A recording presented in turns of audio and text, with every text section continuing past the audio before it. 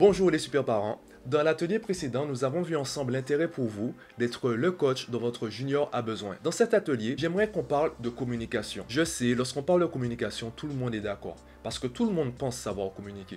Tout le monde dit que la communication, c'est la base. La confiance, le respect, tout ça, c'est la base. Mais ça veut dire quoi tout cela?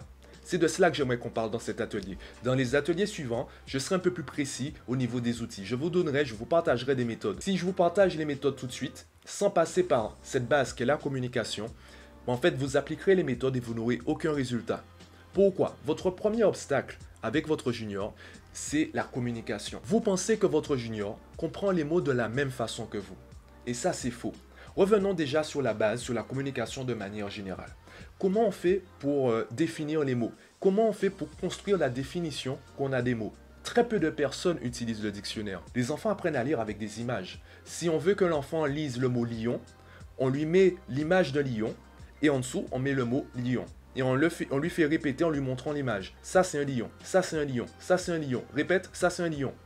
Lion, lion, lion. Et là, il se passe deux choses. Première chose, eh bien, l'enfant apprend à lire et l'enfant apprend à mettre un son sur l'image. L'enfant apprend aussi à mettre une définition sur le mot. C'est comme cela qu'il arrive à dissocier le chien du chat. Et comment votre junior fait cela pour les mots comme respect, confiance, communication, travail, école, apprentissage? Tous ces mots il n'y a pas de visualisation possible. Donc comment votre junior va construire la définition qu'il aura toute sa vie de ces mots? C'est à travers ses expériences. J'ai rencontré des super parents, vraiment des parents qui aiment leur enfant, qui veulent tout faire pour aider leur enfant, sauf que leur junior, il est allergique au travail. Leur junior fuit le travail. Comment pouvez-vous aider un junior à travailler, à progresser, s'il fuit toute occasion de progresser? En discutant avec eux, on s'est rendu compte que le problème remontait au primaire, parfois même la maternelle. Le junior avait une expérience négative de l'école, de l'apprentissage scolaire et de l'apprentissage de manière générale, et il a gardé cette définition teintée de négatif de l'apprentissage et de l'école. Donc à chaque fois qu'il retournait à l'école, ça aggravait le problème, parce qu'il répétait dans sa tête cette même expérience négative. Évidemment, ses super parents ont tout essayé. Ils sont allés voir des psys, ils sont allés voir des orthophonistes, ils ont même payé des cours particuliers, et ça n'a rien donné de manière durable. Il n'y a pas eu de résultat durable. Pourquoi? Parce que le problème, ce n'était pas la matière.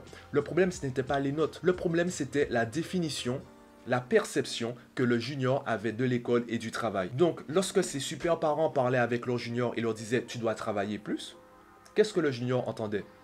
Le junior entendait « tu dois répéter cette expérience négative beaucoup plus souvent ». Alors, comme on aime ces super parents, eh bien, en tant que junior, on dira « oui, je vais travailler plus ». Mais à la base, on ne sait pas c'est quoi travailler.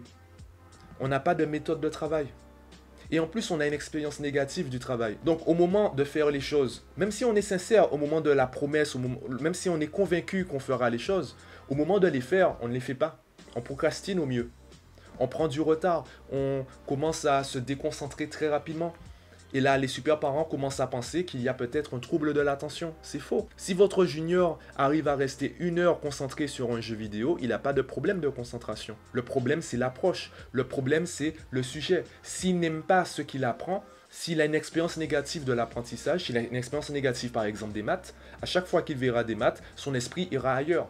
Son esprit refusera de se concentrer sur cela parce que notre cerveau n'est pas fait pour souffrir, on n'est pas venu pour souffrir. Et c'est pour cela que dans l'atelier précédent, c'est pour cela que le premier atelier avait pour thème « Devenir le coach dont votre junior a besoin ». C'est pour cela qu'il est super important, primordial pour vous en tant que super parent de devenir le coach dont votre junior a besoin, de prendre la responsabilité de l'apprentissage, de la progression de votre junior. Pourquoi ?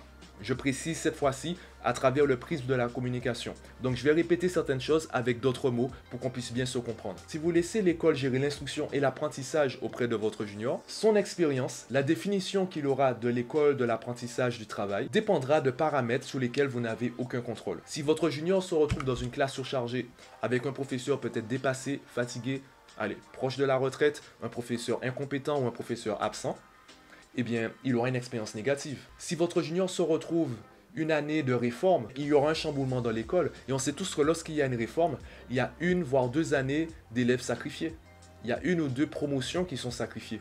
Parce qu'il y a des changements à réaliser, tout le monde n'est pas prêt à appliquer la réforme, tout le monde n'a toujours pas compris qu'est-ce que la réforme vient faire là, comment il faut l'appliquer, etc. au quotidien. Donc il y a forcément des sacrifiés dans l'histoire. Donc si vous laissez l'instruction, l'apprentissage de votre junior à l'école, tous ces paramètres vont influencer l'expérience que votre junior aura du travail, de l'apprentissage, de l'école et du travail de manière générale, après pour la vie active, pour la vie d'adulte. Ça va influencer l'expérience qu'il aura de tout cela et donc la définition qu'il aura de tout cela. Et vous, à la maison, lorsque vous lui parlerez de travailler, lorsque vous lui parlerez d'avoir un métier plus tard, ce que votre junior entendra, c'est tu dois répéter cette expérience négative plus souvent. Et évidemment, ça ne motive pas. Dans l'atelier suivant, je verrai les bases de la motivation et de l'autonomie. Mais maintenant, vous comprenez bien que je ne peux pas vous parler de motivation et d'autonomie si on ne règle pas ce problème de communication. La communication, c'est vraiment la base. J'ai des super parents qui me disaient, alors ce sont des juniors cette fois-ci de bas âge, on prend là s'il s'agit de juniors entre 6 et 10 ans, qui me disaient mon junior parfois est insolent. Et je leur disais non, c'est faux. Vous estimez que votre junior est insolent, mais votre junior ne l'est pas pour lui. Donc tant que vous parlez depuis votre point de vue, tant que vous parlez avec votre langage d'adulte, votre langage de super parent, il y aura un quiproquo entre votre junior et vous, parce que votre junior, il ne sait pas encore c'est quoi l'insolence. Son but n'est pas de vous blesser, son but c'est d'exprimer ce qu'il ressent. Et pour exprimer ce qu'il ressent, il utilise les outils qu'il a autour de lui, les outils qui sont à portée de main et les outils qu'il estime les plus appropriés pour ce type de situation. Il n'a pas encore conscience de tout cela, il n'a pas encore conscience de toutes les règles de la société, de tous les codes. Si vous analysez ce qu'il dit à travers votre point de vue d'adulte, votre expérience d'adulte, votre expérience de super parent, il y aura une différence entre ce que votre junior voudra vraiment dire, ce qu'il dira, ce que vous entendrez, ce que vous comprendrez. Et il y aura une différence entre ce que vous voudrez dire, ce que vous direz, ce que votre junior entendra et ce qu'il comprendra. Vous voyez, il y a 4 étapes. Et 4, et ça fait 8 en aller-retour. Donc on se retrouve à 2 personnes qui utilisent les mêmes mots et qui ne veulent pas dire la même chose. 2 personnes qui parlent pas le même langage, même s'ils parlent la même langue. Vous devez d'abord comprendre la manière dont pense votre junior, la manière dont communique votre junior. Et ce mot communication, quelle est la définition de ce mot? Est-ce que vous, en tant que super parent, vous avez déjà cherché la définition dans le dictionnaire? Pas sûr. Même moi, je le fais pas tous les jours, je vous rassure. On ne cherche pas la définition des mots dans un dictionnaire parce qu'on est persuadé de connaître leur définition. Je ne vais pas vous donner une définition académique, je vais vous donner une définition, on va dire plutôt théorique, peut-être plutôt même philosophique. Il y a 2 types de communication. Il y a la communication où je parle pour parler. Est-ce vraiment de la communication? Je ne sais pas. En tout cas, je parle. Ceux qui peuvent me comprendre me comprennent. Les autres, je m'en moque. Et le deuxième type de communication, ce que moi j'appelle vraiment la communication, c'est parler dans le langage de l'autre. Si je veux que vous compreniez les choses, je dois identifier votre langage, votre perception du monde, et ensuite parler, traiter ou développer mon idée à travers votre langage, à travers votre perception des choses. Comme ça, je suis sûr que vous comprendrez ce que j'ai voulu dire. Vous comprendrez ce que j'ai voulu dire. Je me reprends. Si vous ne faites pas ça avec votre junior, qu'est-ce qui se passe? Eh bien, il y a encore ces 8 filtres, aller-retour, n'est-ce pas? Il y a ces filtres et on ne parle pas de la même chose. Si vous voulez que votre junior comprenne ce que vous dites, si vous voulez influencer l'expérience que votre junior a des mots et donc la définition qu'il aura de toutes ces expériences, vous devez d'abord comprendre la manière dont pense votre junior. Votre junior, il est ignorant et émotif. Ignorant parce qu'il ne connaît pas. Les mots, les mots à l'oral, je parle, ce sont des sons. Ce sont des sons particuliers qu'on a associés à des expériences, qu'on a associés à des images, à des sons, etc. À la base, ce sont juste des sons. Nos cordes vocales, il n'y a pas de dictionnaire, il n'y a pas de lexique dans notre corps. Des cordes vocales sont juste des bruits d'air en fait. C'est juste de l'air qu'on influence pour réaliser des sons. Donc votre junior, à la naissance, il n'avait pas conscience de tout cela. C'est à force de vous entendre, il s'est dit bon, peut-être que ça c'est un chien. Si à chaque fois qu'on voit cet animal-là, les gens disent que c'est un chien, peut-être qu'il faut que je dise moi aussi que c'est un chien. Pour celui-là, même s'il ressemble à l'autre, apparemment on dit chat. Ben moi aussi je vais dire chat. Ah, c'est à ce moment-là qu'on parle de confiance. Alors peut-être que la confiance c'est ça. Eh bien maintenant, je parlerai de confiance à ce moment-là. Et vous comprenez maintenant tous les débats qu'il y a dans la société aujourd'hui, où on parle aujourd'hui même du consentement. On doit expliquer à des juniors ce qu'est le consentement, parce que ce n'est pas logique, ce n'est pas évident pour eux. Alors, je vais reprendre ce qui a été dit dans cet atelier. Je ne vais pas m'étaler sous les solutions aujourd'hui, puisque je donnerai des outils dans les prochains ateliers. Rappelez-vous que sur Internet, il y a beaucoup de conférences sur la communication. L'intelligence émotionnelle, la communication non violente, ce sont des domaines où il y a énormément de travaux déjà réalisés. Donc, vous pouvez vous former à ce niveau.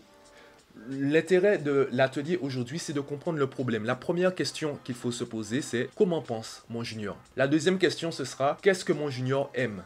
Et ça, c'est pour le prochain atelier sur la motivation et l'autonomie. Donc, je reprends ce qui a été dit dans cet atelier.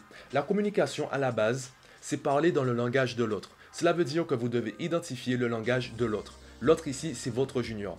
Pour identifier son langage, vous devez vous mettre à sa place. Et ensuite, vous devez prendre la responsabilité de l'apprentissage, n'est-ce pas, atelier précédent, sur l'intérêt d'être le coach de son junior. Vous devez prendre la responsabilité de cet apprentissage pour que l'expérience que votre junior aura de l'apprentissage et la définition qu'il aura du mot apprentissage et du mot travail, voire du mot école, puisse être influencée par vous. Si vous ne prenez pas cette responsabilité, vous la laissez aux autres. Et si vous la laissez aux autres, vous ne savez pas ce que ça donnera. Donc, les mots, ce sont des sons qu'on a déformés et auxquels on a attaché une définition qui est souvent une expérience visuelle, auditive, sensorielle ou autre. Prenez cette responsabilité, influencez positivement les expériences que votre junior aura pour influencer positivement la définition qu'il aura des mots, influencer positivement l'expérience qu'il aura du travail, l'expérience qu'il aura du travail à la maison, puis du travail à l'école, puis des évaluations, puis de la progression personnelle. Et vous verrez que par la suite, tous les outils que je proposerai dans les prochains ateliers, ça se mettra en place tout seul. Vous n'aurez même pas besoin de tous les outils. Vous avez juste besoin peut-être de 1 ou 2 outils, avec peut-être 1 ou 2 sites internet avec le programme scolaire. Et vous verrez que votre junior commencera à travailler de lui-même parce qu'il aura vraiment l'impression d'être compris. Vous parlerez tous les deux le même langage, donc la communication sera beaucoup plus fluide. Je m'arrête sur cela pour l'atelier d'aujourd'hui. La communication, comment pense votre junior? Je vous rejoins dans le prochain atelier sur les bases de la communication et l'autonomie et je vous souhaite de bonnes expériences avec votre junior.